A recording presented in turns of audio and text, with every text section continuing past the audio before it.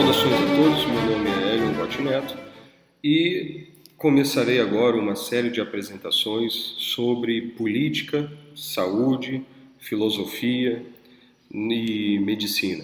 Então é uma série de pequenas aulas com indicações de alguns materiais de leitura com o objetivo de compreender melhor o cenário político, econômico e cultural em que vivemos e aplicar algumas ferramentas da ciência política à compreensão da nossa sociedade.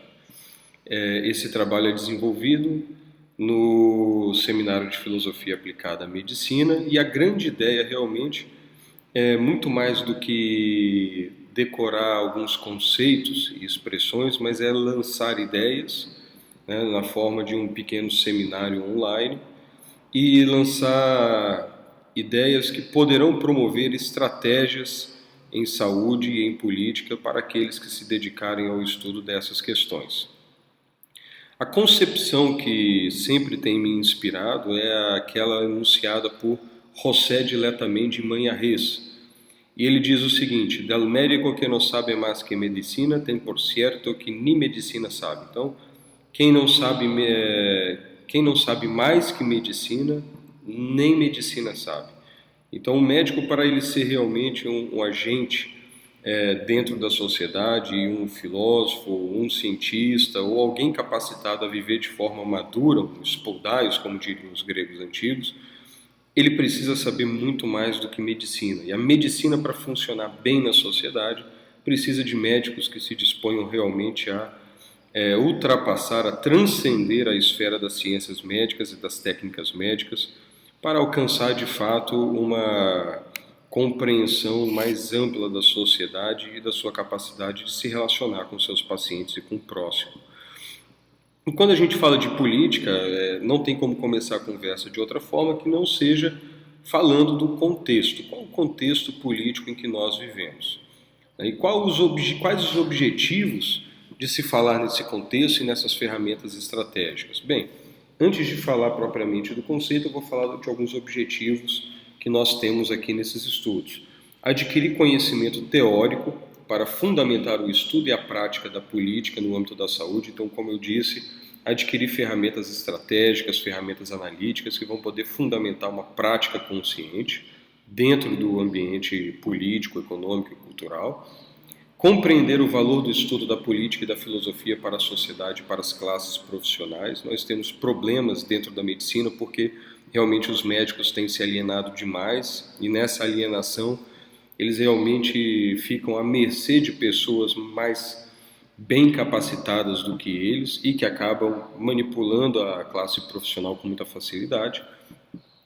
E adquirir ferramentas práticas eficazes para análise e ação no ambiente da política. Então é adquirir ferramenta mesmo, né? Muito mais do que decorar conceito, a gente precisa de munição metodológica, munição analítica para compreender de fato melhor a realidade.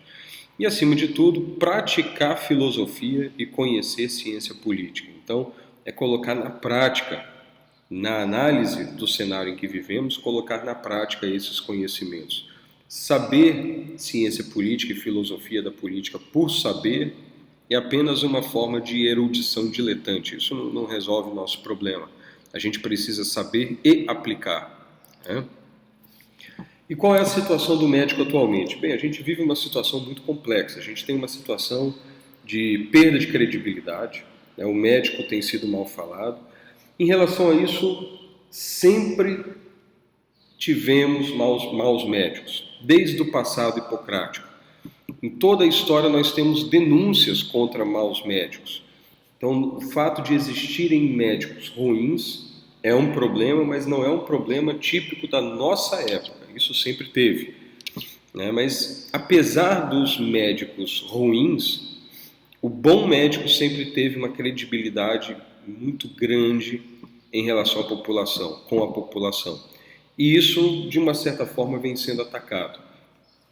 Nós temos um órgão de classe sem representação e sem força política. O nosso órgão de classe, o Conselho Federal de Medicina, muitas vezes coloca pautas e temas em relação à bioética, por exemplo, que não são temas aprovados pela classe médica, ou pela maioria do povo brasileiro, ou pela maioria dos profissionais.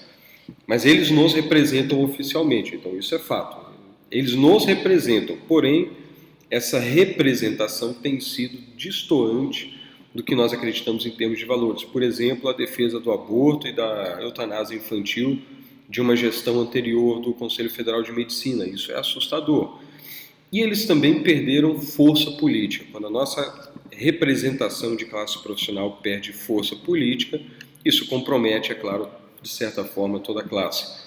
Por exemplo, um exemplo de como nós detectamos isso.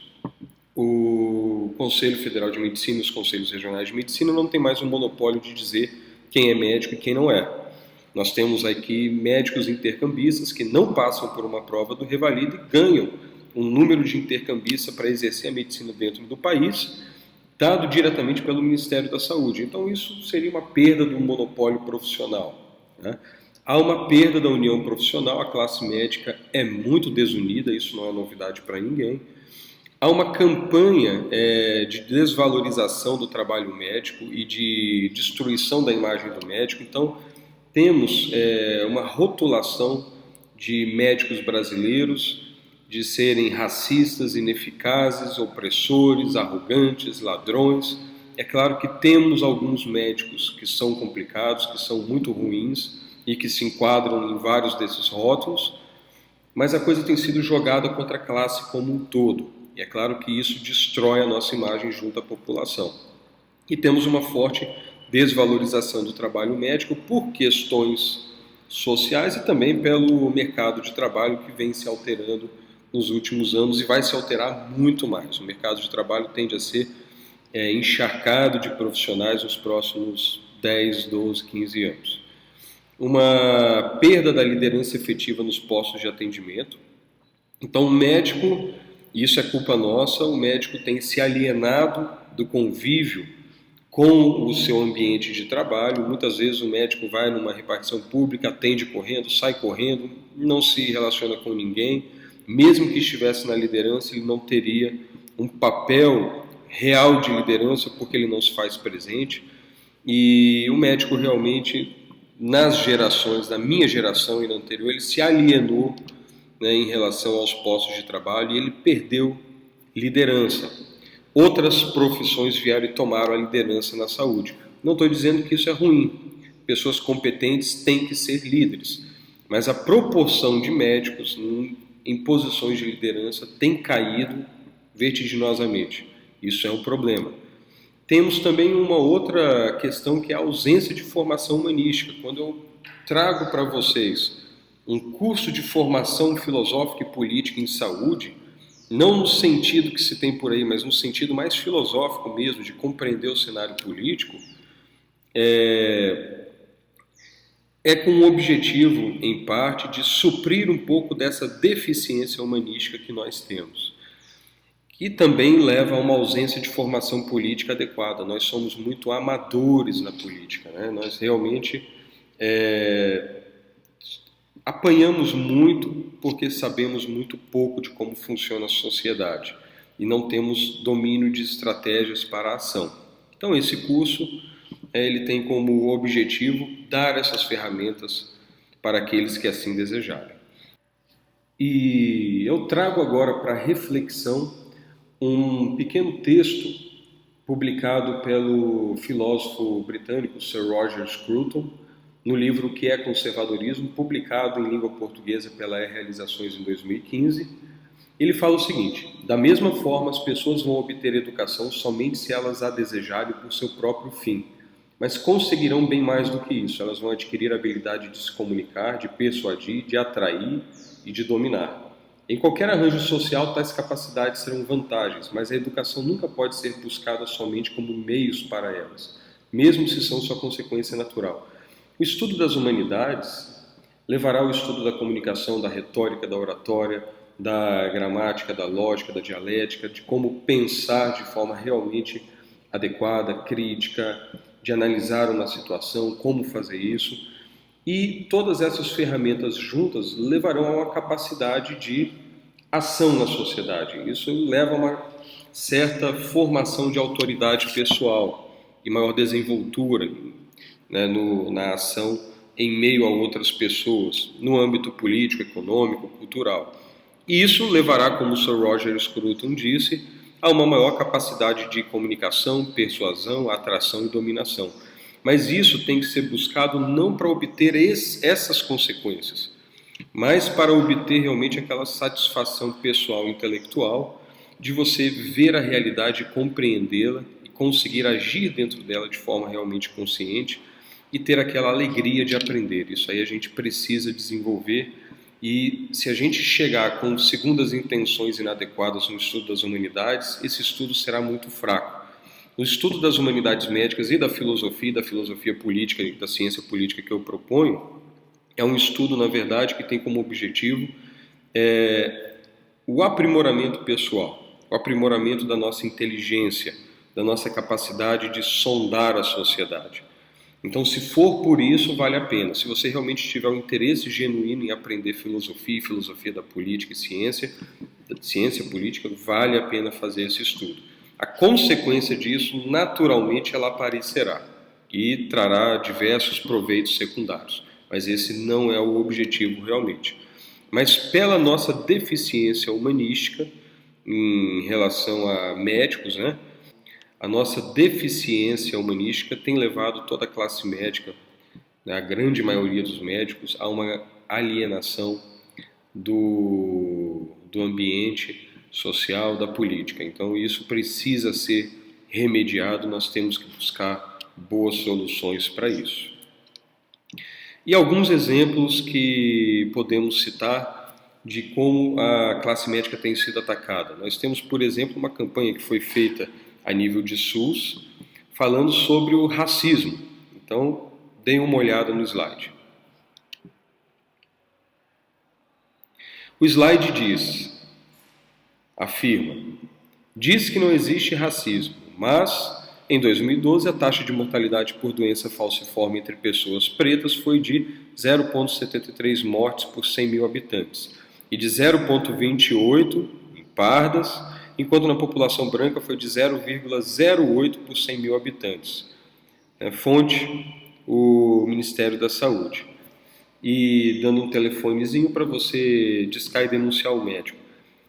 Para qualquer um que entenda de saúde, o que não parece ser o caso desses nossos digníssimos representantes do Ministério, que lançaram essa campanha de racismo na medicina, qualquer um com conhecimento relativamente muito básico saberá que anemia falciforme, doença falciforme, ela está ligada intrinsecamente a populações que vieram da África subsaariana, que são negros, que vieram séculos atrás para o Brasil. Então há uma prevalência maior da doença entre negros e pardos. Isso é básico, é óbvio. Qualquer um com a mínima formação em saúde e competência sabe disso.